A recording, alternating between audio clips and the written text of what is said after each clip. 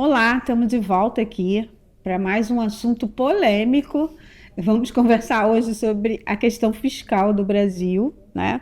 Um tema que vem tomando algumas proporções bem significativas, né? Uma parte da justificativa para a alta da Selic, né, que foi adotada pelo Banco Central na última reunião do Copom, foi exatamente uma preocupação com o fiscal, né, do governo federal. Então a gente está aqui para tentar descobrir o que isso realmente significa. Né, Sara? É isso, Mônica. Esse assunto agora é o que está em alta no Brasil, né? Eu acho que é uma das questões mais relevantes para os nossos ativos no momento, junto com a taxa de juros, obviamente, mas o fiscal tem um poder ali de mexer também, principalmente na visão dos institucionais aqui dentro, né? E de quem olha para fora pensando em risco Brasil, em como vai estar no futuro. E a gente pode dizer assim que o fiscal ele pode ser resumido assim como você ter um orçamento, né, do governo federal, né, com todas as obrigações que esse orçamento traz, e você ter duas contas, receita e despesa, né? E hoje a gente está vendo um crescimento significativo da receita que vem muito dessa melhoria, né, da economia, né? Na medida em que a economia avança, você tem um montante de arrecadação maior, mas o que está mais preocupando, eu acho que quando a gente fala de fiscal, é exatamente a questão relacionada à despesa, né? Sim. Que vem crescendo numa proporção muito maior do que a receita, né? Então explica pra gente esse ponto aí que é importantíssimo, né?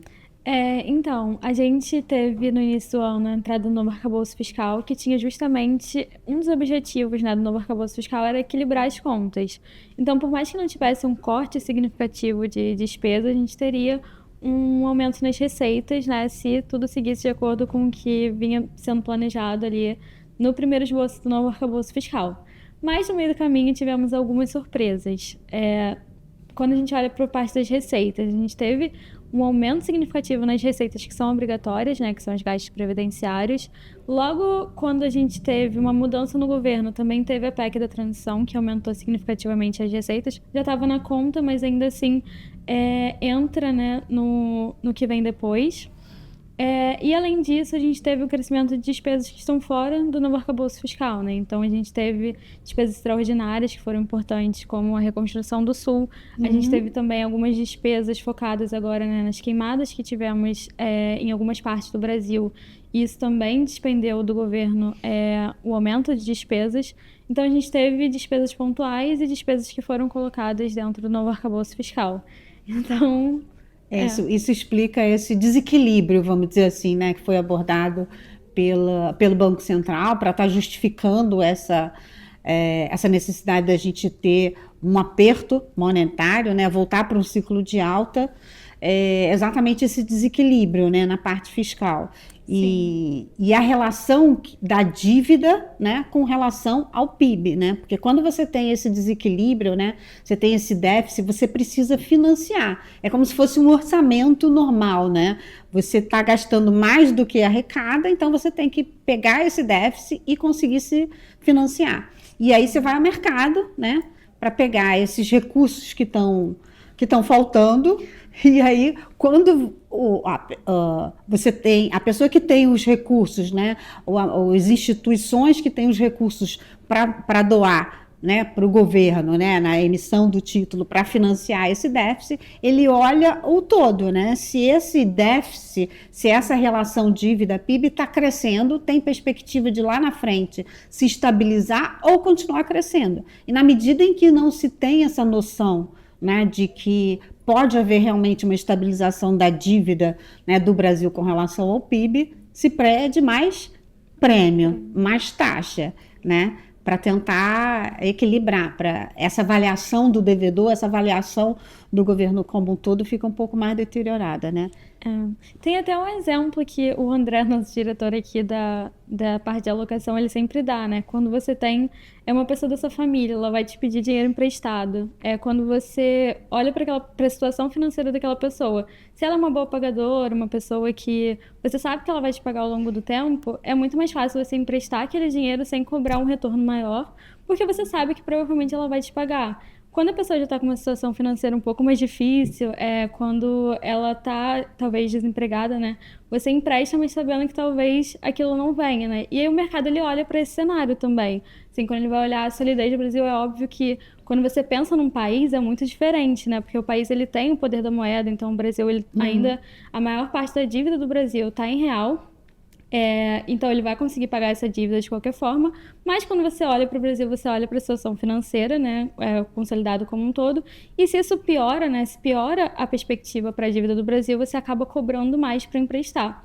Isso é basicamente o que a gente vê aqui sempre, né, acho que para as pessoas que estão nos assistindo, acho que é fácil olhar talvez para o Tesouro Nacional, vocês veem que as taxas variam ao longo do tempo. Então quando acontece uma situação dessa, o Tesouro ele tem que pagar mais. E é justamente esse prêmio que o mercado está pedindo. Exatamente, por causa desse desequilíbrio na parte fiscal, né? Eu acho que se há uma coisa boa nesse cenário como um todo, é a capacidade que a gente pode ter em algum momento de fazer uma revisão, né, dos custos, das despesas como um todo e tentar fazer esse equilíbrio, né? Não é uma questão completamente fora do escopo e muito difícil de se realmente implementar. Eu acho que basta só um pouco de tentar olhar para dentro dos gastos, da qualidade desses gastos, se realmente esses gastos eles são necessários.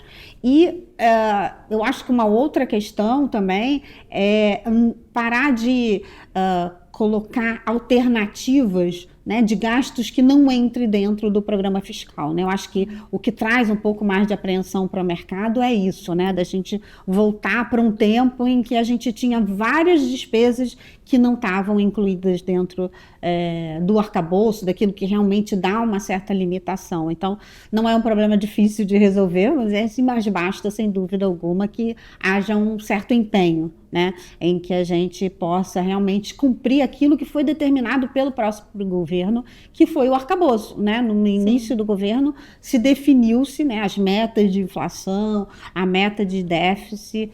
Então, acho que é só olhar para essa questão e tentar equilibrar, né? Equilibrar os gastos, né? Não colocar alternativamente, né, despesas fora desse componente. Eu acho que se isso acontecer, a gente tem um benefício duplo, né?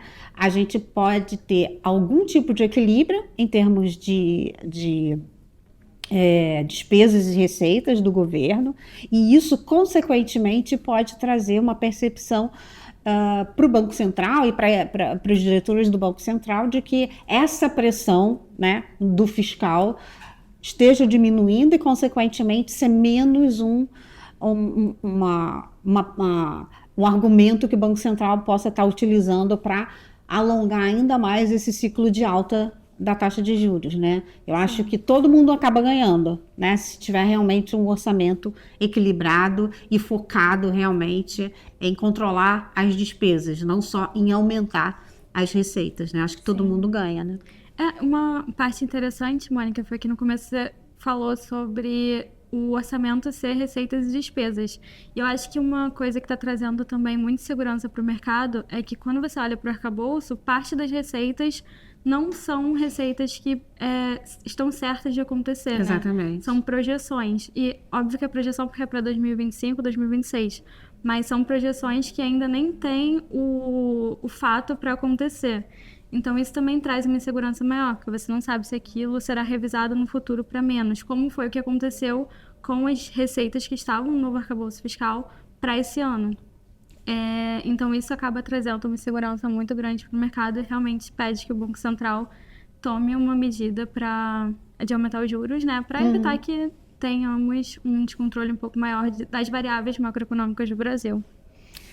Bom, é isso. Vamos ter que continuar acompanhando aí o desenrolar, né? Essa questão que está tão, né, sendo debatida em todas as esferas, né, em todos os agentes econômicos e que acaba impactando também de forma relevante, né, a alocação de portfólios, investimentos, porque em função disso a gente tem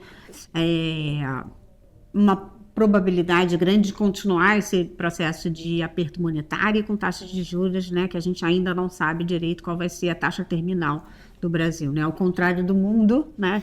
Dos principais bancos centrais que estão no processo de redução de taxa de juros, a gente está aqui num processo de alta. Lógico que não é única exclusivamente em função desse desequilíbrio fiscal, né? A gente está com uma economia com nível de atividade elevada, né, acima do seu potencial, que acaba trazendo também pressão inflacionária, mas é um componente que a gente tem condições de em algum momento equilibrar e tirar isso do radar.